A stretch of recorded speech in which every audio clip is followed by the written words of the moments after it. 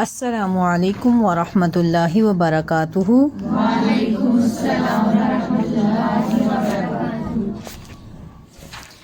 رب اشرح لی صدری ویسر لی امری واحلل عقدۃ من لسانی یفقہوا قولی رب زدنی علما اللہم فقہنا فی الدین اللہم صلی علی محمد وعلی آل محمد۔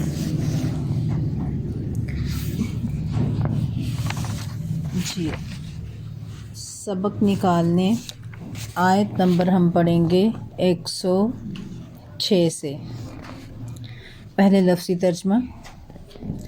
اعوذ باللہ من الشیطان الرجیم، بسم اللہ الرحمن الرحیم۔ ما جو بھی ننسخ ہم منسوخ کرتے ہیں، من آیتن کوئی آیت، او یا ننسیہا ہم بھلوا دیتے ہیں اسے، نأتی لے آتے ہیں ہم یا ہم لے آتے ہیں، بخیرن بہتر، منہا اس سے، او یا مثلہا اس جیسی، علم کیا نہیں، تعلم آپ نے جانا، انا بے شک، اللہ اللہ، علی اوپر، کلی ہر، شیئن چیز کے، قدیر بہت قدرت رکھنے والا ہے، علم کیا نہیں، تعلم آپ نے جانا، انا بے شک، اللہ اللہ، لہو اسی کے لیے ہے، ملک السماوات ملک بادشاہت، السماوات آسمانوں، والارض اور زمین کی، وما اور نہیں، لکم تمہارے لیے، من دون اللہ سوائے اللہ کے، من دونی سوائے اللہ اللہ کے، من ولین کوئی دوست، ولا اور نہ، نصیر کوئی مددگار، ام کیا، تریدون تم چاہتے ہو، ان کہ، تسألو تم سوال کرو، رسولکم اپنے رسول سے، کما جیسا کہ، سئیلا سوال کیے گئے، موسیٰ من قبل اس سے پہلے، ومن اور جو کوئی، یتبدل بدلے میں لے گا، الکفر کفر کو، بالایمان ایمان کے، فقد تو تحقیق، ضل وہ بھٹک گیا، سواء السبیل سیدھے راستے سے، ود چاہتے ہیں، کثیر بہت سے، من اہل الکتاب اہل کتاب میں سے،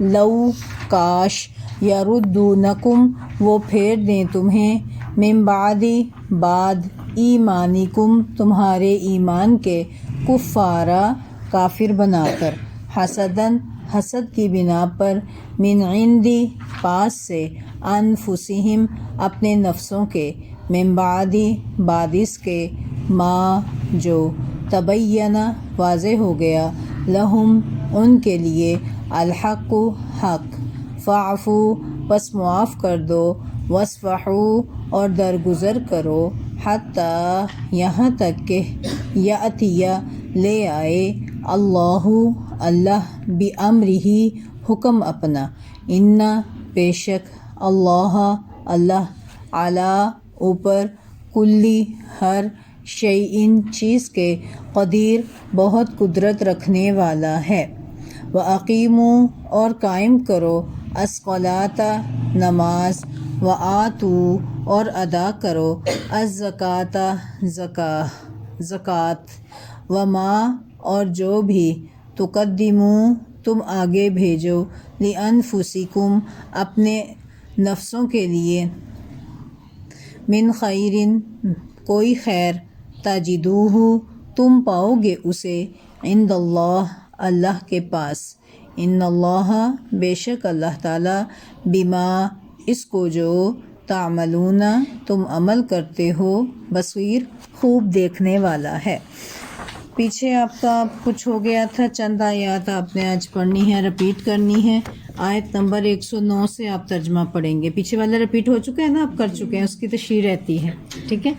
ود کثیر من اہل الکتاب میں سے، لو کاش یردونکم وہ پھیر دیں تمہیں، من بعد ایمانکم تمہارے ایمان کے کفارا کافر بنا کر حسدن حسد کی بنا پر من عند پاس سے انفسہم اپنے نفسوں کے من بعد بعد اس کے ما جو تبین واضح ہو گیا لہم ان کے لیے الحق حق، فاعفو بس معاف کر دو واصفحوا اور درگزر کرو حتی یہاں تک کہ یأتی لے آئے اللہ اللہ بأمرہ حکم اپنا، ان بے شک اللہ اللہ علی اوپر کلی ہر شیء چیز کے قدیر بہت قدرت رکھنے والا ہے، وَأَقِیمُوا اور قائم کرو الصَّلَاةَ نماز وَآتُوا اور ادا کرو الزَّکَاةَ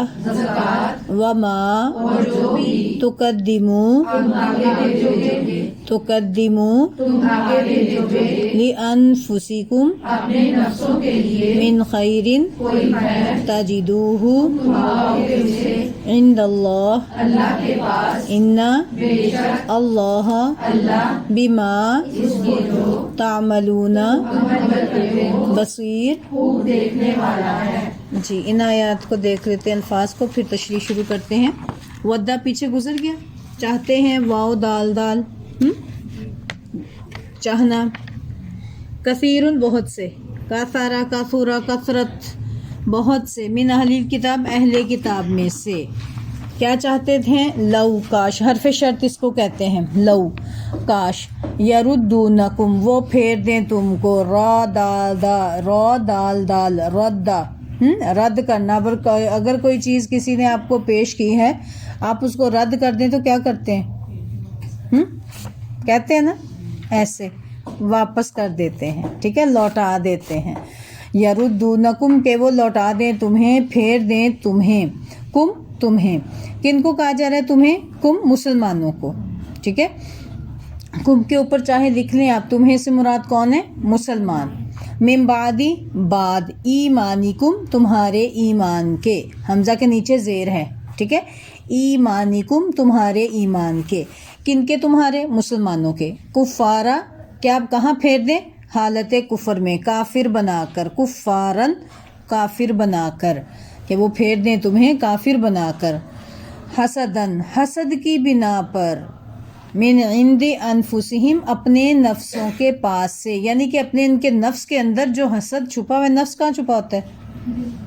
دل میں چھپا ہوتا ہے نا. تو یہ نفس، جی اپنے نفس کی جمع انفس ہے، کہ اپنے دلوں میں، ان کے جو دلوں میں حسد چھپا ہوا ہے، اس حسد کی وجہ سے وہ کیا کرتے چاہتے ہیں کہ مسلمانوں کو ان کے دین سے پھیر دیں. من بعدی ما تبین، من بعدی بعد اس کے، ما جو تبین واضح ہو گیا، لہم ان کے لیے، الحق حق، کہ حق کے واضح ہو جانے کے بعد وہ کیا چاہتے ہیں؟ اندر کے حسد کی بنا پر مسلمانوں کو، اے ایمان والو، اے مسلمانوں، تمہیں حالت کفر میں پھیرنا چاہتے ہیں، ایمان سے تمہیں کافر بنا کر پھیر دینا چاہتے ہیں. تو اللہ تعالیٰ کہتے ہیں اب دیکھیں، اگر آپ کو پتہ چل جائے کہ کوئی مجھ سے حسد کر رہا ہے، کیا ہوگا آپ کا حال؟ پتہ چلے گا تو کیا کریں گے؟ بھڑ پڑیں گے اس سے. اللہ نے بہترین حل دے دیا، فاعفو واصفحو. ساری لڑائی جھگڑے ختم. فاعفو پس معاف کر دو، عین فا واو، عفو. عفو درگزر آپ کے اردو میں بھی بولا جاتا ہے نا، معاف کرنا، اسی سے معاف ہے. فاعفو پس معاف کر دو، واصفحو اور درز گزر کر دو. صفحہ صاد فاحہ، صفحن کا ایسا معاف کرنا ہے کہ اندازہ ہی نہ ہو، ایسا درگزر کرنا ہے کہ جیسے سنی انسنی، میں نے تو سنا ہی نہیں. واصفحو میں کیا چیز ہے کہ آپ محسوس بھی نہ کروائیں کہ آپ نے کچھ سنا ہے. ایک ہوتا ہے نا کہ انسان سن لے اور تھوڑا سا محسوس کروا دے بھی آپ نے ایسے اچھا نہیں کیا، پھر اس کو اچھا چلے میں نے معاف کر دیا. اور واصفحو اس سے اگلا درجہ ہے کہ ایسے کریں جیسے آپ کو پتہ ہی نہیں. وہ بتائیں آپ کو، جب بھی یہ لفظ سنتی ہے نا، مجھے وہ واقعہ یاد آتا ہے نبی صلی اللہ علیہ وسلم والا، جب وہ دیت لینے کے لیے گئے تھے ایک یہودی قبیلے میں، تو انہوں نے کیا چال چلی تھی دیوار کے اوپر سے نا، نبی صلی اللہ علیہ وسلم دیوار کی ٹیک پر بیٹھے ہوئے تھے، ایسے جیسے دیوار کی ٹیک پر بیٹھے، تو انہوں نے ارادہ کیا کہ چھت کے اوپر سے نا چکی کا پارٹ گرا کے نعوذ باللہ نبی صلی اللہ علیہ وسلم کو قتل کر دیں۔ تو اللہ تعالیٰ نے پیغمبر صلی اللہ علیہ وسلم کو وحی کے ذریعے بتایا، تو نبی صلی اللہ علیہ وسلم ایسے اٹھے جیسے انہیں کوئی بھولی بات یاد آ گئی، ذرا بھی انہیں باور نہیں کروایا۔ ایک یہ ہے وصفہ، ٹھیک ہے، پتہ چل گیا۔ اب جا کر ان سے الجھنے نہیں لگ گئے، ٹھہرو تمہیں میں بتاتا ہوں، تم نے اس لیے مجھے یہاں بلایا تھا۔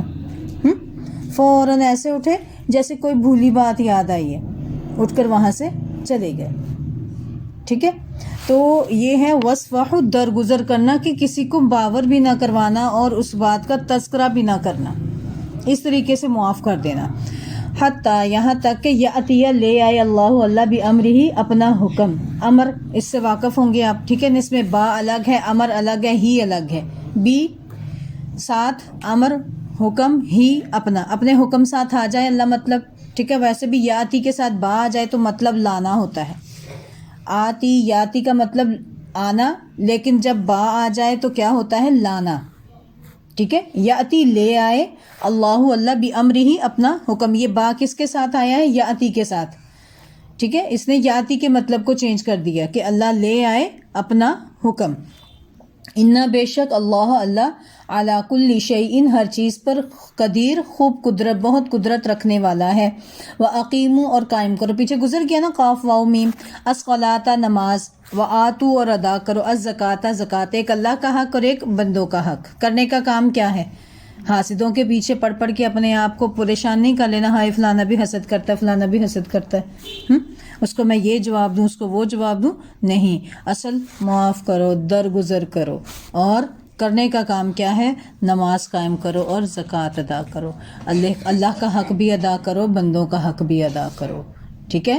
وَمَا تُقَدِّمُوا لِأَنفُسِكُمْ، اور جو بھی تم آگے بھیجو گے، قدما یقدم، ٹھیک ہے، قدما، قدم بڑھانا، آگے بھیجنا، قاف دال میم، جو بھی تم آگے بھیجو گے، کیا آگے بھیجو گے؟ مال، زکوٰۃ، نماز، اعمال وغیرہ، جو بھی آگے بھیجو گے، انفسکم، اپنے نفسوں کے لیے تمہارے ہوگا، جو بھی بھیجو گے آگے، من خیرن، کوئی خیر، یہاں خیر جو ہے نا نیکی کے کام ہے، ٹھیک ہے۔ خیر کے بڑے معنی ہیں، خیر مال کے لیے بھی آتا ہے، خیر بھلائی کے لیے بھی آتا ہے، نیکی کے کاموں کے لیے بھی آتا ہے، ٹھیک ہے۔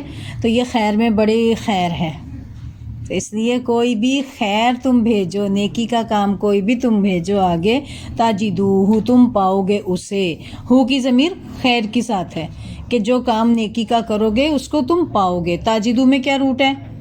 پتہ ہوگا سب کو اب تو، کیا ہے؟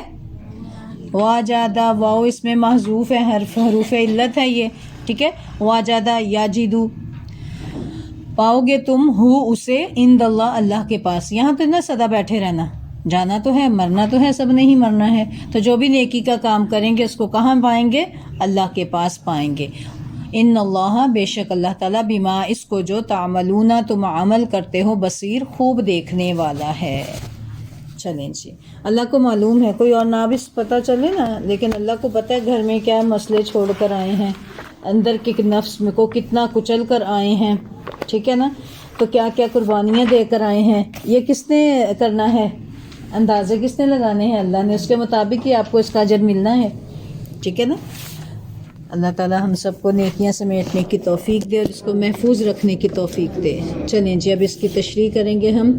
آیت نمبر جو ہے نا ہماری ہے، پیچھے قرآن پاک کا ایک حکم ہے، آیت نمبر 106 اور 107، اس کے اندر نسخ کا بیان ہے۔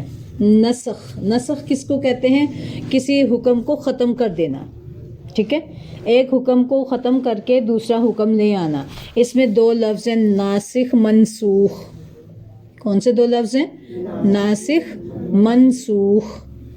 ناسخ جسے جو یعنی کہ جو نسخ کرنے آیا ہو اس کو ناسخ، جیسے فاعل، فعل کرنے والا، ناصر، مدد کرنے والا، شاکر، شکر کرنے والا، قادر، قدر کرنے والا، فاعل، کام کرنے والا، سامع، سننے والا، ناظر، دیکھنے والا، ناسخ، نسخ کرنے والا، ٹھیک ہے۔ اور منسوخ، منسوخ مفعول کے وزن پر ہے، مفعول، محمود، مفعول جس پر کام کیا جائے، منصور جس کی مدد کی جائے، مظلوم جس پر ظلم کیا جائے، مشکور جس کا شکر کیا جائے، ٹھیک ہے، منسوخ جو منسوخ کرے، جسے منسوخ کیا جائے، جسے منسوخ کیا جائے، ٹھیک ہے۔ دیکھیں نا، اب دیکھیں ایک حکم ہے، یہ پہلے آیا یہ بعد میں آیا، ٹھیک ہے، سمجھ جائیں ایک لمحے کے لیے اس کو سمجھے نا، تو یہ بعد میں جو آیا ہے یہ کیا ہو جائے گا؟ ناسخ، اور جو پہلے سے موجود ہے یہ کیا ہو جائے گا؟ منسوخ۔ اب جب یہ نیا حکم آیا تو یہ ختم ہو گیا، یہ آ گیا، سمجھ آ گئی؟ اب یہ کیا ہو گیا؟ منسوخ ہو گیا۔ اب نیا حکم کیا ہے؟ یہ ناسخ، سمجھ آ گئی؟ ناسخ اور منسوخ، ٹھیک۔ اس کے لیے سب سے بہترین مثال میں آپ کو آپ کے لیول پر آ کر بات بتاتی ہوں، سمجھاتی ہوں۔ جیسے بچے ہیں نا، اب ایک اپنے بچے کو داخل کروایا، پی جی میں داخل کروا دیا، اس کا سلیبس خریدا، خرید کے دیا، نوٹ بکس وغیرہ۔ اب جب وہ پی جی سے پریپ میں چلا گیا، یا نرسری میں، کہاں گیا؟ پی جی سے نرسری میں گیا۔ اب پی جی کی بکس کیا ہیں؟ منسوخ ہو گئیں، ٹھیک ہے۔ اب اس کو آپ نیا سلیبس دے کے دیں گے، نیا سلیبس کیا ہو جائے گا؟ وہ ناسخ ہے، ٹھیک ہے۔ اب جو نرسری سے پھر وہ 1 میں آئے گا تو وہ پچھلا منسوخ ہو جائے گا، نیا میں جو سلیبس اس کو ملے گا وہ کیا ہوگا؟ وہ ناسخ ہوگا۔ آگے سمجھ؟ اسی طرح اللہ تعالیٰ نے آدم علیہ السلام سے لے کر جتنے بھی پیغمبر آئے ہیں زندگی گزارنے کے طریق دیے ہیں اپنے بندوں کو، ٹھیک ہے۔ تو وہ انبیاء کے ذریعے ہمیں ملتے رہے، اور انبیاء سے ڈائریکٹ اللہ کا واسطہ کیسے ہوتا تھا؟ اللہ ڈائریکٹ کلام نہیں کرتا تھا سوائے 2 پیغمبروں کے، کسی سے کلام نہیں کیا۔ وہ کون سے 2 پیغمبر ہیں؟ حضرت موسیٰ علیہ السلام اور محمد صلی اللہ علیہ وسلم، بس۔ اس کے علاوہ اللہ تعالیٰ نے ڈائریکٹ کسی پیغمبر سے کلام نہیں کیا نا، ٹھیک ہے۔ تو یہ پھر سلسلہ جو ہے جبرائیل علیہ السلام کے ذریعے ہوتا تھا، اللہ کا پیغام لے کر آتے تھے، وہی لے کر آتے تھے، پھر اوپر جاتا تھا، یہ سلسلہ ایسے ہی چلتا رہتا تھا، ٹھیک ہے۔ تو بعض اوقات کتابی شکل میں آتا تھا، بعض اوقات ویسے آتا تھا، بعض اوقات خواب میں، اسی لیے انبیاء کے خواب بھی سچے ہوتے تھے، کیونکہ اللہ تعالیٰ خواب کے ذریعے وہی بھی دے دیتے تھے۔ ابراہیم علیہ السلام والا واقعہ یاد ہے آپ سب کو؟ اس میں کیا ہوا تھا؟ خواب میں دکھایا تھا نا کہ اپنے بیٹے کو ذبح کریں۔ جبرائیل علیہ السلام نے آ کر تو حکم نہیں دیا تھا کہ اے ابراہیم اپنے بیٹے کو ذبح کریں، خواب میں دیکھا تھا نا، ٹھیک ہے۔ تو انبیاء کے خواب بھی کیا ہوتے ہیں؟ سچے، وہ بھی وہی ہوتے ہیں، ٹھیک ہے۔ تو اسی طرح دیکھیں پچھلی وہ شریعتیں منسوخ ہوتی گئیں، جیسے جیسے دور میں انسان کو جس طرح ضرورت تھی، اللہ تعالیٰ انسان کو عقل فہم دی ہے، وہ جو جیسے جیسے چیزیں ایجاد کرتا رہا، آگے بڑھتا رہا، ہر دور کی ضرورتیں مختلف تھیں، ویسے ویسے پچھلی تبدیل احکامات کو منسوخ کرتے گئے، اللہ تعالیٰ ختم کرتے گئے، نیا حکم آیا، نیا پیغمبر آیا، نیا رسول آیا، نیا پیغمبر آیا تو نیا حکم آ گیا۔ لوگ جو نئے آ گئے وہ امت ختم ہوئی، دوسری امت آئی، پھر نیا حکم آ گیا، نیا رسول آ گیا، ٹھیک ہے، پچھلا منسوخ، یہ رہا سلسلہ۔ اور اسی طرح اگر آپ قرآن پاک میں دیکھیں تو ہمارے ہاں بھی ایسے جو بھی آپ دیکھیں، نماز ہے، روزہ ہے، زکوٰۃ ہے، حج ہے، جتنے بھی ارکان ہیں یہ ایک دم سے تھوڑے پورے ہو گئے تھے، کیا اسی شیپ میں آئے تھے ہمارے پاس؟ نہیں نا، تھوڑا تھوڑا کر کے 23.5 سال کے وقفے میں قرآن نازل ہوا، تدریجاً نازل ہوا، تھوڑا تھوڑا کر کے، جتنی جتنی ضرورت تھی نا اس کے مطابق۔ اب یہی سسٹم آپ سمجھیں نا، بچے کو کیا ایک دم آپ اس کو میٹرک کے پیپر دلوا سکتے ہیں؟ کیا کریں گے؟ پرائمری ابتدائی چیزیں پڑھائیں گے نا، پھر وہ تدریجاً آہستہ آہستہ آہستہ آہستہ آگے بڑھے گا، ایسے ہی نا، پھر وہ PhD اسکالر کیا کیا آگے پہنچے گا۔ تو وہ پہلا سٹیپ ہی اگر نہیں لیں گے، اسی طرح قرآن جب نازل ہوا وہ بھی ایسے ہی سٹیپ بائی سٹیپ شروع سے تھوڑا تھوڑا کر کے، یہ اس لیے میں آپ کو بتا رہی ہوں، یہ کانسیپٹ آپ کا کلیئر ہو گیا نا، انشاءاللہ اگلی آیات سمجھنی آسان ہو جائیں گی۔ اور یہود کا سب سے بڑا اعتراض بھی یہی تھا، وہ کہتے تھے اگر قرآن بھی اللہ کی طرف سے تو تورات بھی اللہ کی طرف سے تھی، جب اللہ کا ایک حکم تھا تو پھر اللہ کو نیا حکم لانے کی کیا ضرورت ہے نا، فضول سی بات کہ جب اللہ نے پہلا تورات جو نازل کی، یہ جب اللہ کی طرف سے منظم من اللہ ہے، اللہ کی طرف سے نازل کرتا، تو اللہ کو نیا حکم دینے کی کیا ضرورت تھی؟ یا پھر یہ کیا بات ہے قرآن پاک میں کبھی کوئی حکم آتا ہے اس کو منسوخ کر کے اللہ کوئی اور لے آتے ہیں، تو اللہ تعالیٰ کہتے ہیں یہ اللہ کا دستور رہا ہے۔ اب دیکھیں نا کتنے احکامات ایسے ہیں کہ جیسے ابراہیم علیہ السلام، آدم علیہ السلام کے زمانے میں بہنوں سے شادی جائز تھی، بہن بھائیوں کی شادی ہوتی تھی کہ نہیں تھی؟ بعد کی امتوں میں ناجائز ہو گیا، ٹھیک ہے نا. ایک ہی ماں باپ سے کیسے اولاد نسل انسانی آگے بڑھی, کیسے بڑھی تھی؟ 2 بچے صبح کے وقت میں ہوتے تھے ٹوئنس, 2 شام کو ہوتے تھے. ٹھیک ہے, ایک دم ٹوئنز. اب ہم سوچتے نا کہ ٹوئنز ہونا یا زیادہ بچے ہونا یہ اب جدید ہے, جدید نہیں, آدم علیہ السلام کے زمانے سے چلا آ رہا ہے. ٹوئنز صبح ہوتے تھے, ٹوئنز شام کو ہوتے تھے. جو ایک ہی دفعہ میں پیدا ہوتے تھے نا ٹوئنز, وہ آپس میں بہن بھائی تھے. یہ آپس میں بہن بھائی, یہ آپس میں, ان کا آپس میں نکاح حرام تھا. ٹھیک ہے, اب اس لڑکے کی شادی اس کے ساتھ, ٹھیک ہے, یہ لڑکا اور یہ لڑکی اور یہ لڑکا اور یہ لڑکی, ایسے پھر یہ سلسلہ جب زیادہ ہو گئی اولاد, پھر ایک ماں باپ کی اولاد جو ہے وہ ایک دوسرے پر حرام ہو گئی تھی. ٹھیک ہے, پھر 2 بہنوں کی شادی جو ہے یہ جو یعقوب علیہ السلام کی کہا جاتا ہے کہ یعقوب علیہ السلام نے ایک ہی اپنے ماموں کی 4 بیٹیوں سے شادی کی تھی. ایک ہی وقت میں 4 بہنیں ان کے گھر میں تھیں, اور بعض روایات میں آتے 2 بہنیں تھیں ان کے گھر میں. تو یہ پہلی شریعتوں میں جائز تھا, لیکن امت مسلمہ کی شریعت میں حرام. 2 بہنیں کسی ایک مرد کے نکاح میں بیک وقت نہیں ہو سکتی. ہاں ایک مر جائے دوسری ہو سکتی ہے اس کے نکاح میں. اسی طرح پھوپھی بھتیجی ہے, وہ بھی ایک مرد کے نکاح میں اکٹھی نہیں ہو سکتی ایک وقت میں. اسی طرح خالہ بھانجی وہ بھی نہیں اکٹھی ہو سکتی. ٹھیک ہے, تو یہ تفصیل ہے ناسخ اور منسوخ. سمجھ آ رہی؟ پہلا حکم ختم, نیا حکم آ گیا. ٹھیک, سمجھ آ گئی بات؟ چلیں, اس پر یہودیوں نے اعتراض کیا تھا یہ قرآن میں کیوں ہے, یہ ختم کر کے یہ کیوں آ گیا, یہ ختم کر کے یہ کیوں آ گیا. تو اللہ تعالیٰ کیا ارشاد فرماتے ہیں کہ ما ننسخ من آیتن, جو بھی ہم آیت منسوخ کرتے ہیں, او ننسیہا, یا اسے ہم بھلا دیتے ہیں, نأتی بخیر منہا او مثلہا, اس سے بہتر یا اس جیسی اور لے آتے ہیں. کہ ہم جو بھی آیت منسوخ کرتے ہیں یا اسے بھلاتے ہیں, نسخ کی بھی آگے سے کئی قسمیں ہیں, 3 قسمیں ہیں میجر. ٹھیک ہے, جن میں سے 2 قسمیں یہاں بیان ہوئی ہیں. ایک تو یہ کہ سرے سے منسوخ ہو جاتی ہیں آیت, ٹھیک ہے, اور دوسرا یہ ہے کہ اللہ بھلوا دیتے ہیں. حکم بھی منسوخ, آیت بھی منسوخ, اور دوسرا کیا ہے, آیت منسوخ, حکم موجود ہے. ٹھیک ہے, تو مختلف قسمیں ہیں. اب اس میں اتنے بحث میں جانے کی ضرورت نہیں, اتنا ہی آپ سمجھ لیں.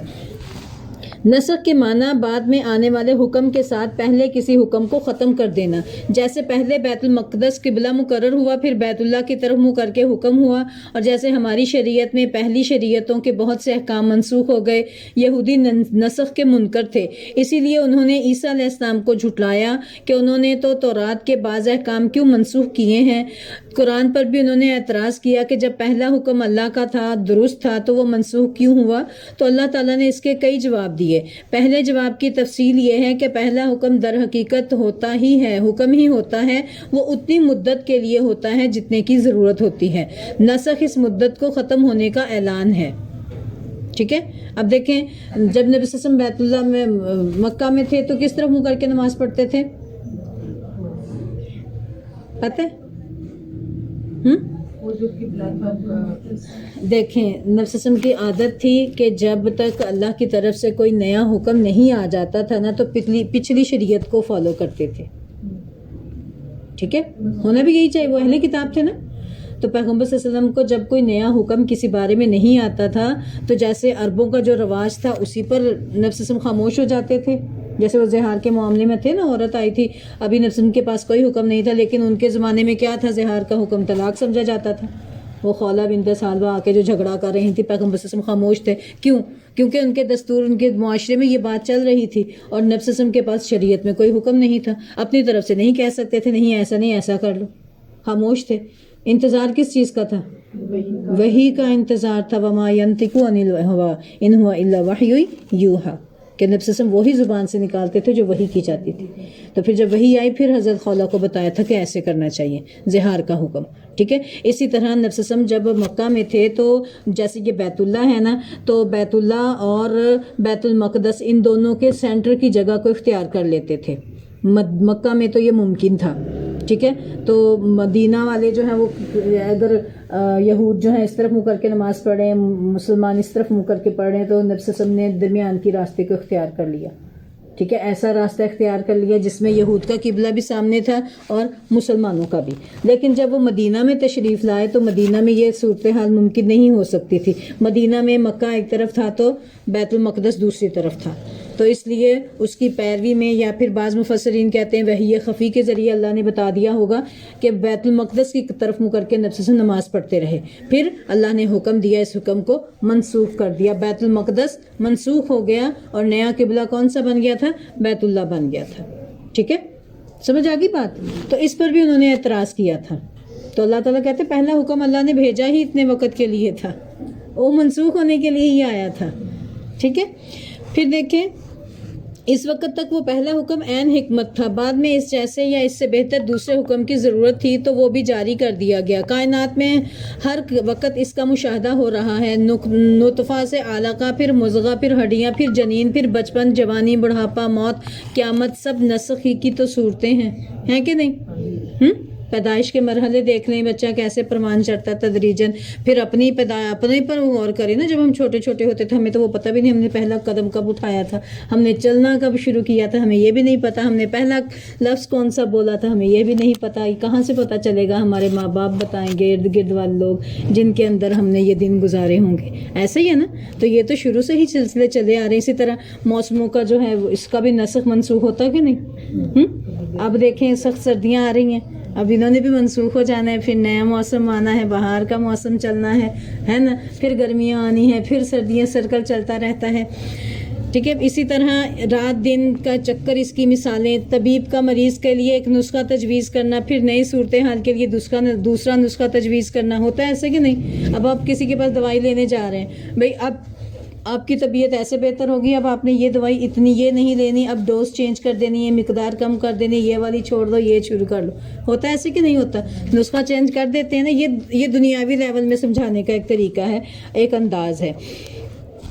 پھر نئی صورتحال کے لیے دوسرا نسخہ تجویز کرنا بھی اس کی مثال ہے. اس کا مطلب یہ نہیں کہ پہلا نسخہ غلط تھا، اب اس کا مطلب یہ نہیں کہ جو پہلے چیز آئی تھی وہ غلط تھی. ٹھیک ہے، ایک جواب اس اعتراض کا یہ دیا گیا ہے کہ اللہ تعالیٰ اگر اپنا حکم منسوخ نہ کر سکتا تو وہ عاجز ٹھہرا. چنانچہ فرمایا کیا تمہیں معلوم نہیں بے شک اللہ تعالیٰ تو ہر چیز پر پوری طرح قادر ہے.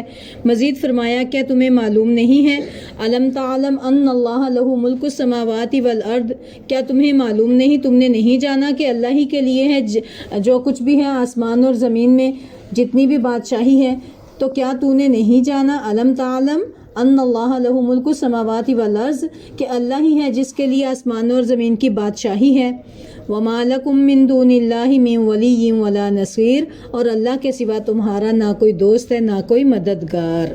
ٹھیک ہے، تو پھر تمہیں معلوم ہونا چاہیے کہ اللہ تعالیٰ ہی ہے، بادشاہ ہے. وہ بادشاہ ہی کیا ہوا جو پہلے حکم کی جگہ نیا حکم نافذ نہ کر سکے؟ بادشاہ ہے نا جو چاہے اب یہ نہیں یہ کریں، اب یہ نہیں یہ کریں. اب رولز چینج ہو گئے ہیں، حالات چینج ہو گئے تو رولز بھی چینج ہو گئے ہیں. ٹھیک ہے، قرآن کے ساتھ قرآن منسوخ ہو سکتا ہے اور سنت بھی منسوخ ہو سکتی ہے. ٹھیک ہے، قرآن کے ساتھ قرآن بھی منسوخ ہو سکتا ہے اور قرآن سے سنت بھی منسوخ ہو سکتی ہے. اسی طرح سنت کے ساتھ سنت بھی منسوخ ہو سکتی ہے اور قرآن بھی، کیونکہ دونوں وحی الہی ہیں. وحی الہی اور وحی الہی کے ساتھ منسوخ ہو سکتا ہے. پتہ نا آپ کو، قرآن وحی خفی وحی جلی ہے اور حدیث وحی خفی. قرآن وحی جلی اور حدیث وحی خفی. قرآن وحی مطلوع اور حدیث غیر مطلوع، کہ جس کی تلاوت کی جائے وہ قرآن اور حدیث اس کی تلاوت نہیں کی جاتی وہ غیر مطلوع. دونوں وحی الہی ہیں. ٹھیک ہے، دونوں ایک دوسرے سے منسوخ ہو سکتی ہیں. اس کی کچھ مثالیں ہیں، وہ انشاءاللہ میں آپ کو کل بتا دوں گی. آگے سبق کو شروع کرتے ہیں. اللہ تعالیٰ ارشاد فرماتے ہیں آیت نمبر 108، ام تریدون ان تسألوا رسولکم کما سئل موسیٰ من قبل، یا تم ارادہ رکھتے ہو کہ اپنے رسول سے سوال کرو جس طرح اس سے پہلے موسیٰ سے سوال کیے گئے. وَمَن يَتَبَدَّلِ الْكُفْرَ بِالْإِيمَانِ فَقَدْ ضَلَّ سَوَاءَ السَّبِيلِ، اور جو کوئی ایمان کے بدلے کفر کو لے لے تو بے شک وہ سیدھے رستے سے بھٹک گیا ہے. اب یہاں دیکھیں، اگرچہ بیان نہیں ہوا کہ موسیٰ علیہ السلام سے کیا سوال کیا گیا، مگر پیچھے گزر چکا کہ ان سے اللہ تعالیٰ کو کھلم کھلا دیکھنے کا مطالبہ بھی انہوں نے کیا تھا نا، کہ اللہ تعالیٰ کو ہمیں کھلم کھلا دکھائیں. مختلف سوال تھے انہوں نے جو کیے تھے. اہل کتاب نے رسول اللہ صلی اللہ علیہ وسلم سے بھی ایسی ہی گستاخی کا رویہ اختیار کیا. ٹھیک ہے، جیسا کہ سورہ نساء کی آیت نمبر 153 میں اللہ نے ان کی بات کو بیان کیا ہے کہ اہل کتاب آپ سے سوال کرتے ہیں کہ تو ان پر آسمان سے کوئی کتاب اتارے، سو وہ تو موسیٰ سے اس سے بھی بڑی بات کا مطالبہ کر چکے ہیں۔ انہوں نے موسیٰ علیہ السلام سے کیا کہا تھا کہ اللہ کو ہم کھلم کھلا دکھا، کہ ہمیں اللہ کو کھلم کھلا دکھا، یہ بڑا مطالبہ انہوں نے کیا ہے۔ تو نبی صلی اللہ علیہ وسلم سے بھی انہوں نے سوال کیا تھا کہ ایسے معجزے لاؤ جیسے موسیٰ علیہ السلام کو دیے گئے تھے، آسمان سے آگ آئے اور وہ کھا جائے قربانی کو، یا پھر کیا ہو کہ کوئی جیسے موسیٰ علیہ السلام کو تورات تختیوں میں ملی تھی، ایسے کوئی چیز ہو جو ہمارے ہاتھوں میں ہو، ہمیں پتہ چلے واقعی یہ اللہ کی طرف سے آئی ہے۔ تو اللہ تعالیٰ کہتے ہیں پیغمبر صلی اللہ علیہ وسلم آپ پریشان نہ ہوں، ان کا کام ہی یہ ہے، انہوں نے تو اپنے پیغمبر سے اس سے بھی بڑے بڑے مطالبے کیے ہیں۔ ٹھیک ہے، تو اللہ تعالیٰ یہی بات بیان کرتے ہیں کہ گستاخی پر مشتمل سوالات کے علاوہ وحی اترنے کے زمانے میں ایسی چیزوں کے متعلق سوال سے بھی منع فرما دیا جو اگر ظاہر کر دی جائیں تو ناگوار ہوں۔ ٹھیک ہے، تو اس لیے اللہ تعالیٰ کہتے ہیں مسلمانوں کو تنبیہ کی جا رہی ہے، ام تریدون ان تسألوا رسولکم کما سئل موسیٰ من قبل، کہ کیا تم ایسے نبی صلی اللہ علیہ وسلم سے سوال کرنا چاہتے ہو جیسے موسیٰ علیہ السلام سے پہلے سوال کیے گئے۔ اور یہ بات یاد رکھیں، بیجا سوال کرنا یا غلط قسم کے سوال کرنا، وَمَن يَتَبَدَّلِ الْكُفْرَ بِالْإِيمَانِ فَقَدْ ضَلَّ سَوَاءَ السَّبِيلِ، کہ گستاخانہ سوالات کو اللہ تعالیٰ نے ایمان کے بدلے کفر کو اختیار کرنا قرار دیا ہے۔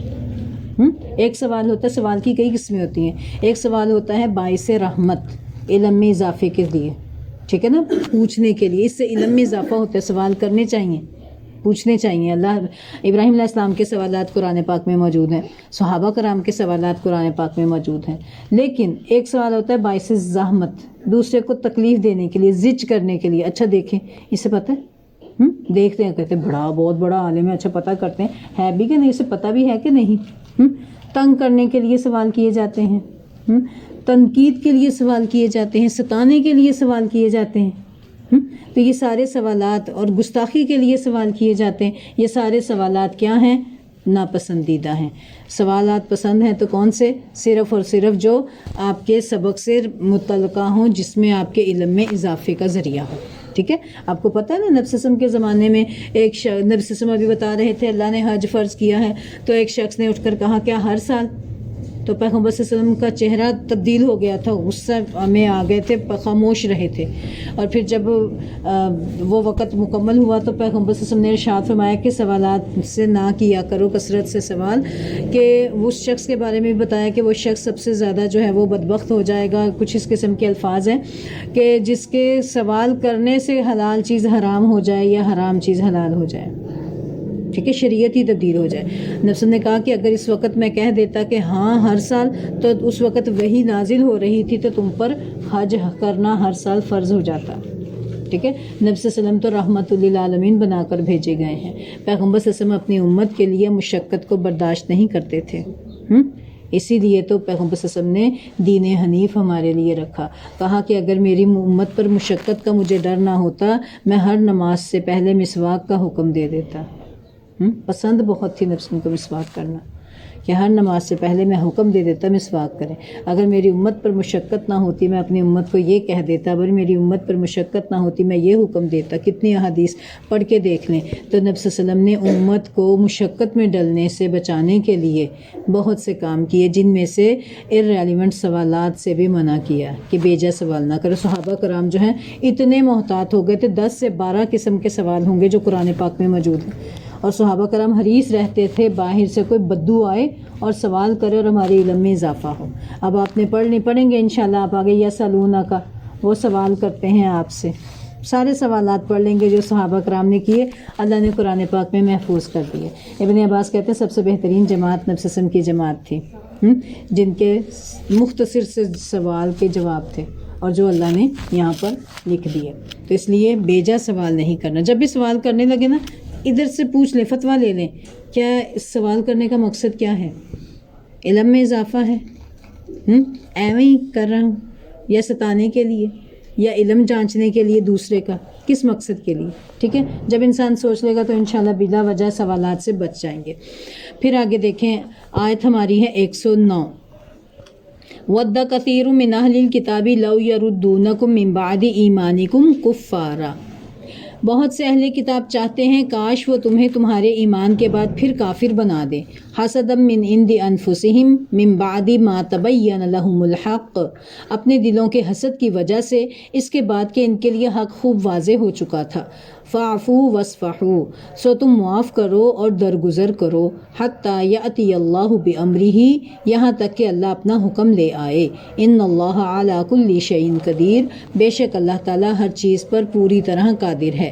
کثیر من اہل الکتاب، اس میں رسول اللہ صلی اللہ علیہ وسلم کے زمانے کے اہل کتاب شامل ہیں، بعد میں آنے والے تمام زمانوں کے یہود و نصارہ بھی شامل ہیں. ٹھیک ہے، دیکھیں آیت کے دو مفہوم ہوتے ہیں، ایک ہوتا ہے عموم اور ایک ہوتا ہے خصوص. خصوصی اس وقت کے زمانے کے لیے جو تھا جب نازل ہوا تب ان کے لیے خاص تھا، اور عمومی سب کے لیے جو بھی قرآن کو پڑھے گا، تمام قیامت تک آنے والے تمام لوگ اس میں شامل ہو جائیں گے. اس میں میں، آپ، ہم سے پہلے آنے والے، ہم سے بعد میں آنے والے سب اس میں شامل ہو جائیں گے. جو بھی ایسا چاہیں گے وہ سارے اس میں شامل ہوں گے. ٹھیک ہے، جب ہم ایسے سوچیں گے نا پھر یہ کتاب ہمارے لیے رہنمائی بنے گی. اگر ہم سب کہیں نا کہ اچھا یہ تو فلاں کو کہا گیا، اچھا آپ دیکھیں یہ اندازہ ہماری فطرت میں ہے نا، اگر نام لے کر کسی کو نہ کہا جائے نا سارے ہی بیٹھے رہتے ہیں. اگر میں کہوں نا دروازہ بند کریں، وہ ایک دوسرے کو دیکھیں کہ کون اٹھ رہا ہے، تم اٹھ رہا ہے، تم اٹھ رہا ہے، تم اٹھ رہا ہے. اگر ایک کا نام لے کے کہا جائے تو فوراً اٹھ کے کر دے گا. ایسے ہی ہے نا. تو حکم تو کسی کو بھی کیا، کوئی بھی کام کر سکتا ہے. ٹھیک ہے نا. تو اسی طرح اللہ تعالیٰ نے بھی اسی طرح یہود کی خصلت کو بتایا ہے، لیکن یہود کی خصلت کے ساتھ جو بھی یہ کام کرے گا وہ سب اس میں شامل ہو جائیں گے. ٹھیک ہے، آگے اللہ تعالیٰ ارشاد فرماتے ہیں اس میں رسول اللہ صلی اللہ علیہ وسلم کے زمانے کے اہل کتاب بھی شامل ہیں، اور بعد میں آنے والے تمام زمانوں کے یہود و نصارہ بھی شامل ہیں. جیسا کہ ہمارے دور میں ان کی طرف سے علم و تحقیق کے نام پر اسلام کے عقائد و احکام کے خلاف پروپیگنڈا ہو رہا ہے، اور ان کی پوری کوشش یہ ہے کہ مسلمان اگر یہودی یا نصرانی نہ بنے تو کم سے کم وہ مسلمان بھی نہ رہیں. پروپیگنڈا بتایا ہوئے نا آپ کو کہ کس طریقے سے یہود جو ہیں وہ سرچ کر رہے ہیں، اور بڑی بڑی داڑیاں ہیں، اور بالکل میدانی علاقوں سے الگ پہاڑوں والے سلسلے میں جا کر باقاعدہ یہ ایسی ریسرچز وغیرہ کر رہے ہیں. ایسے انہوں نے اپنے سینٹر بنائے ہوئے ہیں، قرآن پر وہ کام کرتے ہیں. ٹھیک ہے، بڑی بڑی داڑیاں ہیں، قرآن کی تلاوت، قرآن پر ریسرچز وغیرہ سب کچھ، اور اس میں بگاڑ پیدا کرنے کے لیے قرآن میں مہارت حاصل کرتے ہیں. یہ اہل یہود کا کام ہے. اللہ تعالی ہم سب کو اس سے محفوظ رکھے.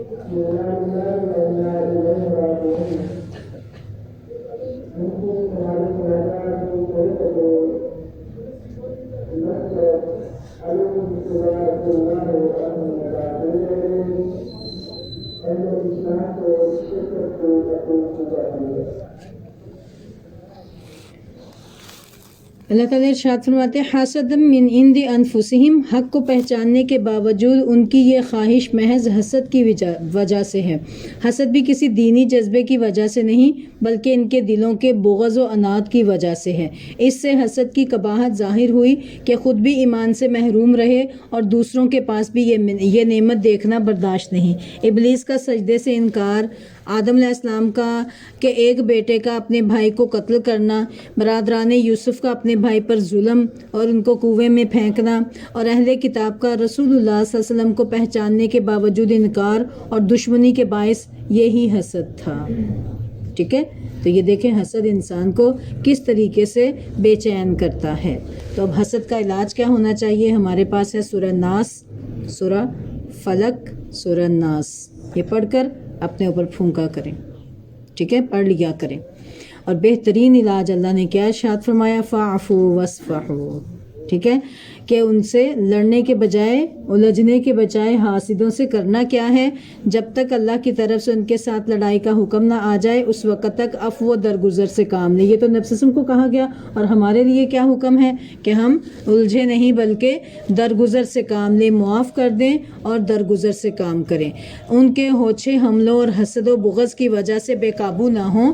پھر لڑائی کا حکم آنے پر بنو نذیر اور بنو قینقاع کو جلا وطن ہونا پڑا اور بنو قریظہ قتل ہوئے، ٹھیک ہے، جو 3 قبیلے تھے نا جنہوں نے خرابیاں کی تھی، تو ان کے ساتھ اللہ نے پھر ایسا معاملہ کیا تھا۔ اور ہمارے لیے دیکھیں حاسد جو ہے نا، حاسد کے سامنے آپ مسکرا کے گزر جائیں، اس کا حسد وہیں مر جائے گا۔ جب آپ رو دھو کے اپنا کریں گے نا، ہائے مجھے یہ ہو گیا، وہ دوسرا خوش ہوتا ہے، محسوس اچھا ہوا، بڑی بنی تھی، اچھا ہوا اس کے ساتھ، تو ایسا ہی ہوتا ہے کہ نہیں؟ تو اس لیے اپنا کیا کریں، ایک تو حاسدوں کی پرواہ نہ کریں، ٹھیک ہے، دوسرے نمبر پر کیا ہے کہ ان کے سامنے خوش ہوں، مسکرا دیں، تو مسکرائیں گے تو انہیں پتہ چل جائے گا نہیں کسی چیز کی پرواہ نہیں ہے۔ اور اللہ سے دعا کریں، سورہ فلق، سورہ ناس، سورہ اخلاص بھی ملا لیں، تینوں کو پڑھ کے اپنے جسم پر پھونک مار لیں، ٹھیک ہے، اپنے آپ کو کس کی حفاظت میں دیں؟ اپنے رب کی حفاظت میں دے دیں، ٹھیک ہے، کریں گے انشاءاللہ یہ۔ اور توجہ کس پر دینی ہے؟ یہ تو آپ نے ایک پریکٹیکل چیز اپنا لی نا، اور توجہ کس پر دینی ہے؟ اب یہ نہ دیکھیں ہائی میرے خلاف کون کون پروپیگنڈے کر رہا ہے، اچھا وہ بھی میرے خلاف ہے، اچھا وہ بھی، اگر یہ کام سوچیں گے تو کیا ہوگا؟ کوئی پازیٹیو کام نہیں کر سکیں گے، اسی الجھن میں ہی رہیں گے، آپ خود بھی پریشان رہیں گے، ڈپریشن میں رہیں گے، ٹھیک ہے، چکروں پہ چکر کہاں ہوں گے، یا تو پیروں فقیروں کے پاس جائیں گے، احمد درویشوں کے پاس چکر لگتے رہیں گے، یا ڈاکٹروں کے پاس چکر لگتے رہیں گے، ایسے ہی ہوگا نا۔ تو اس کو چھوڑ کر کیا کریں کہ اقیموا الصلاۃ وآتوا الزکاۃ، نماز کو قائم کریں اور زکوٰۃ دیں۔ دیکھیں اللہ کے راہ میں خرچ کرنے سے دل کو سکون ملتا ہے۔ آپ کو معلوم ہے ایک بہت بڑا یہ جو ہے نا فیچر، ایک اس میں اخبار میں بھی آیا تھا، وہ بیان کرتے ہیں ایک شخص کو دل کا عارضہ تھا، اس کو ڈاکٹروں نے ڈیڈ لائن دے دی تھی کہ اتنے عرصے بعد آپ نے ہو جانا ہے، ختم ہو جانا ہے، آپ کا آپریشن پتہ نہیں کامیاب ہوتا ہے کہ نہیں ہوتا۔ تو اس نے جو ہے نا وہ کہ غریب گئے دکان پر، قصاب کی دکان پر، ایک عورت غریب کھڑی تھی لینے کے لیے لیکن دسترس نہیں تھی، اس نے کہا کہ میری طرف سے اس عورت کو اب تم گوشت دے دو۔ پھر اس نے اپنے علاقے کے لوگوں کو دیکھا کہ کون کون ہیں جن کے گھر گوشت وغیرہ نہیں، تو ان کو گوشت پہنچانا شروع کر دیا، اور اس کے ساتھ جو جب دے کر گھر گیا نا تو اس کے سارے گھر والوں نے، اس کے بچوں نے، اس کی بیوی نے، سب نے محسوس کیا کہ آج آپ کی طبیعت جو ہے نا بڑی فریش ہے، آپ کا چہرہ بڑا فریش ہے۔ وہ یہی بتاتا ہے کہ میں صدقہ یعنی کہ کرنے سے، تو آپ صدقہ خرچ کریں، اللہ کی راہ میں خرچ کریں، اس سے دل خوش ہوگا۔ اور اس نے یہ کام شروع کیا، الحمدللہ بیان کیا جاتا ہے کہ اس کا دل کا مرض ختم ہو گیا تھا۔ تو یہ اللہ کی راہ میں دینے سے جو ایک دل میں غنا پیدا ہوتا ہے، ایک خوشی مسرت پیدا ہوتی ہے نا، تو یہ اللہ تعالیٰ کی طرف سے بہت بڑی ایک نعمت ہے، ٹھیک ہے۔